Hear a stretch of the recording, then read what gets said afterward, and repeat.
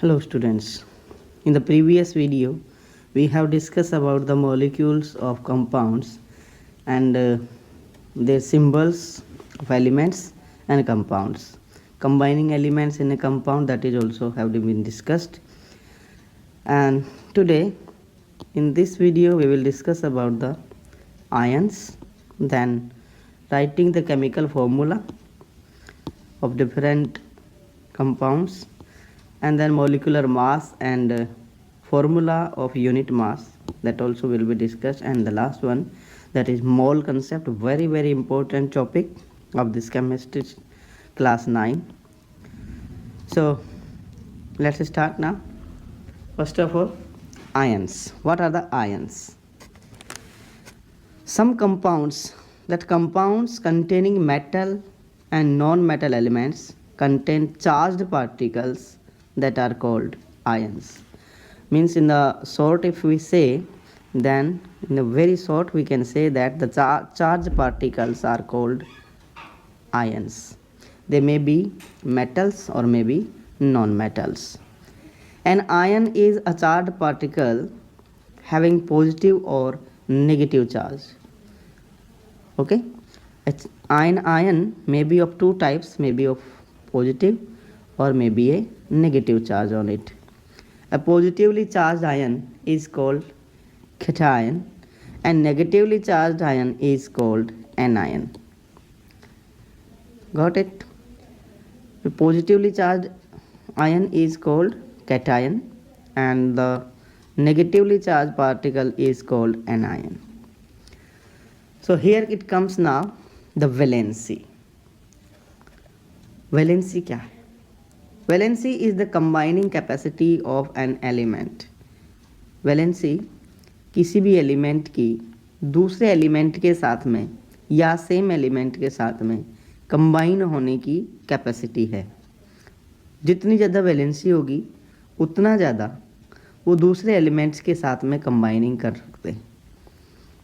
Okay, valency बनती कैसे है, क्यों वैलेंसी 1 होती है, 2 होती है, 3 होती है, इसको समझने के लिए हमें थोड़ा सा एक्स्ट्रा नॉलेज लेनी पड़ेगी.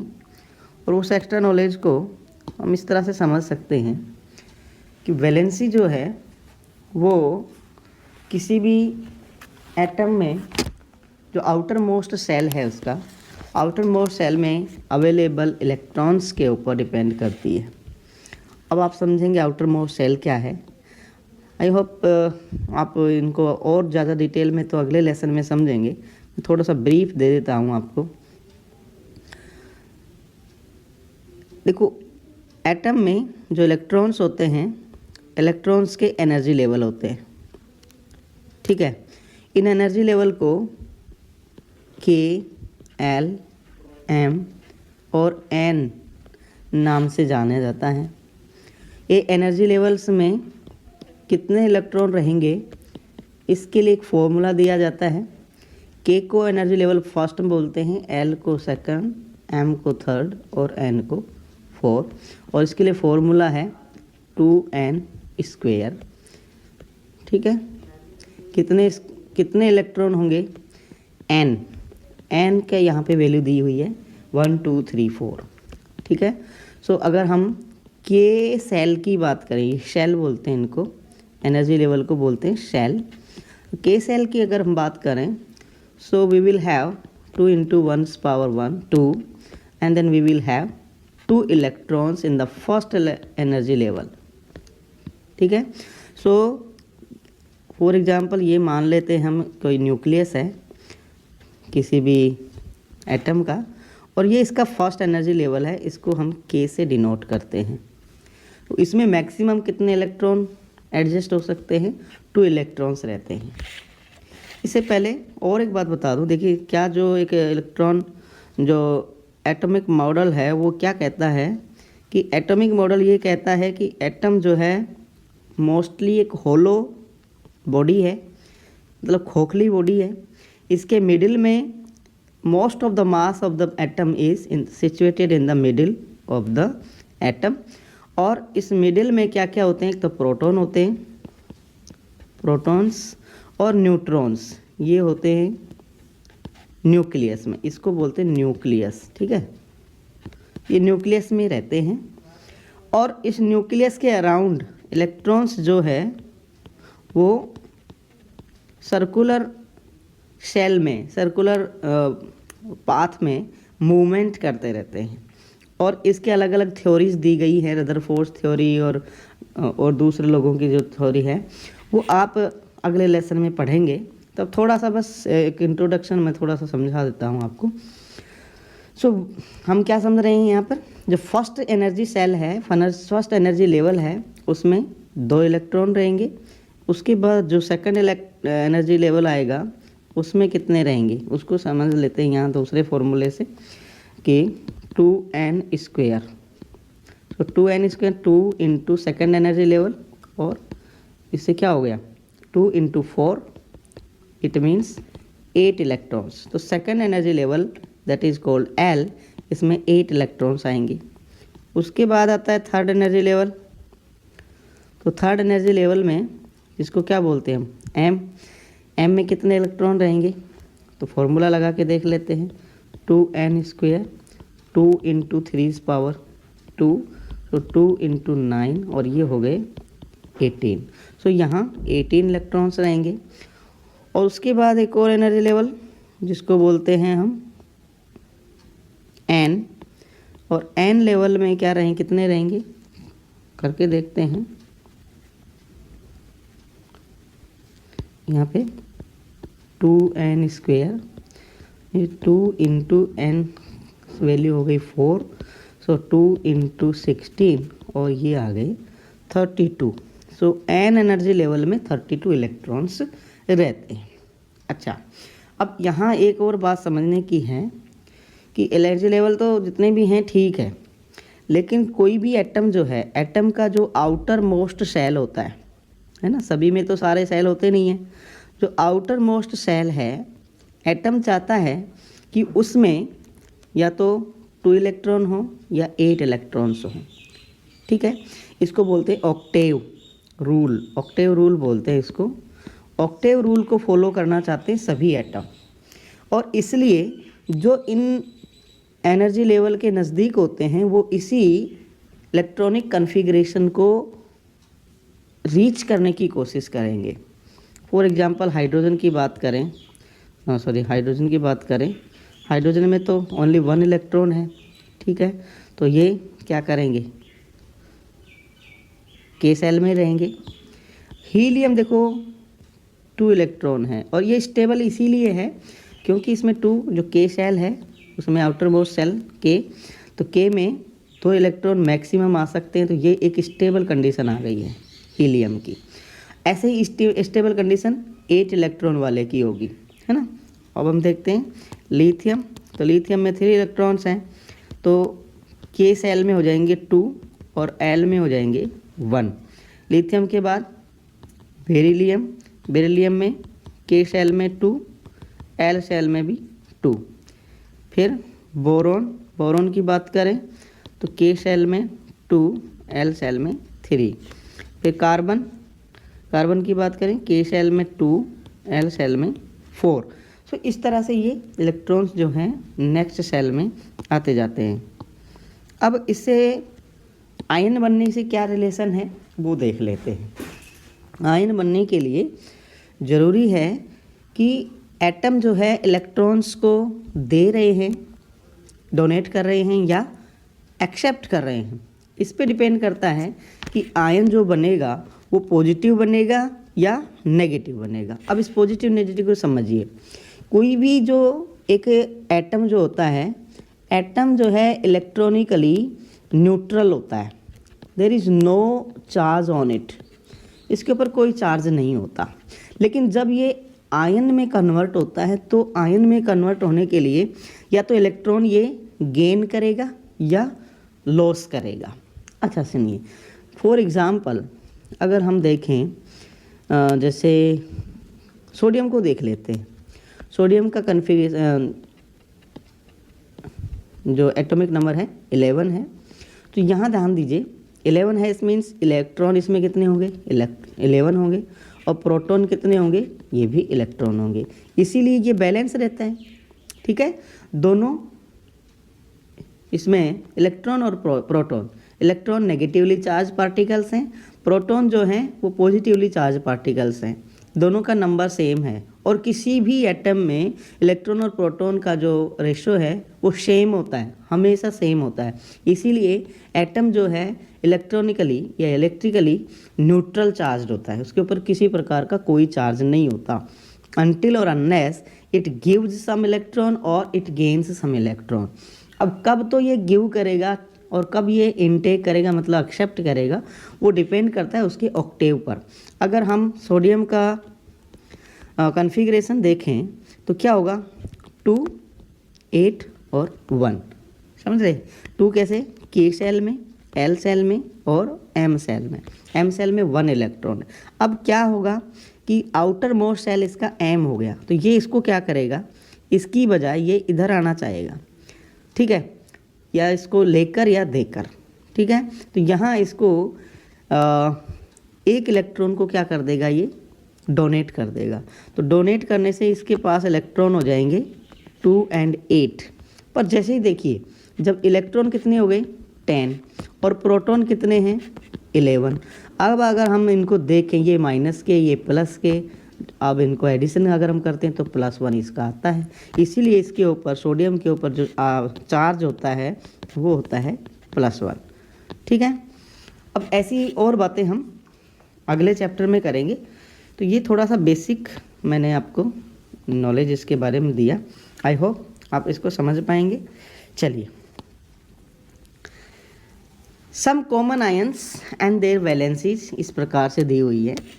जैसे सोडियम है, अभी में हमने बात की, सोडियम को +1 को प्लस ही लिख देते हैं, पोटेशियम को K+, सिल्वर का Ag+, कॉपर का कॉपर प्लस Cu+, मैग्नीशियम का Mg।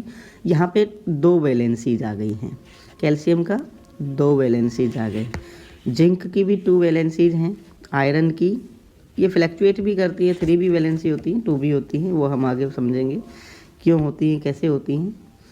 उसके बाद एल्यूमिनियम की Al, इसकी +3 होती है, ठीक है।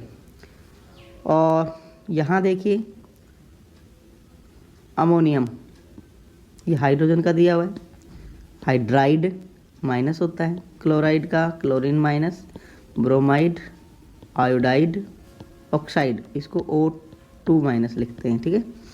सल्फाइड 2-, सल्फेट का SO4। देखो सल्फाइट फेट, इसको थोड़ा सा समझने की ज़रूरत है, बस इसमें बहुत बार कन्फ्यूजन होता है, इस कन्फ्यूजन को दूर रखें। 8 और 8, इसको I और A से जोड़कर रखें, ठीक है। हाइड्रोजन कार्बोनेट इस तरह से है, नाइट्रेट है, हाइड्रोक्साइड है और अमोनियम है, ठीक है। ये कुछ आयन्स हैं और इनकी वैलेंसीज यहाँ पर आपको पता चल रही है। आयन वैलेंसी कहाँ है, ये 2, इसका मतलब माइनस है तो इसका मतलब वहाँ पे इलेक्ट्रॉन ज़्यादा हो गए, प्लस है तो इसका मतलब वहाँ पे इलेक्ट्रॉन कम हो गए, प्रोटॉन ज़्यादा हो गए, ठीक है ना। Okay, next. Now how to write the chemical formula of the compounds, कैसे लिखें एलिमेंट्स का और कंपाउंड्स का। जब मिक्सिंग बन रही है, तब एलिमेंट्स की मिक्स बनकर कंपाउंड बना रहे हैं, तो वो कैसे बनते हैं देखिए। Right the symbols, very interesting thing.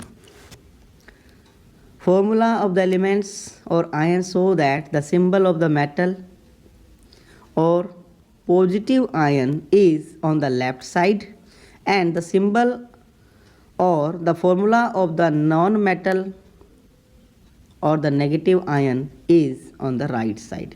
यानी कि जब भी कभी हम फॉर्मूला लिखेंगे तो फर्स्ट हम प्लस वाला लिखेंगे और उसके बाद माइनस वाले आयन को लिखेंगे। Right the valencies of the elements और आयन्स बिलो द एलिमेंट और द आयन्स। अब क्या करेंगे, फॉर एग्जांपल ये एक एलिमेंट है, ये दूसरा एलिमेंट है, इसकी वैलेंसीज को हम इनके नीचे लिखेंगे। जैसे इसकी +1 है, इसकी -1 है, तो इस तरह से हम इनको लिखेंगे, या इसकी +2 +1 +2 या +1 -2 कैसे भी हो सकती है।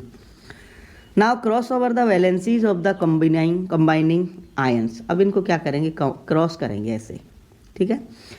Polyatomic ions should be enclosed in brackets before writing the formula. अगर ऐसा कोई फॉर्मूला हमारे पास जहाँ पे पॉलीएटॉमिक हैं, जैसे कि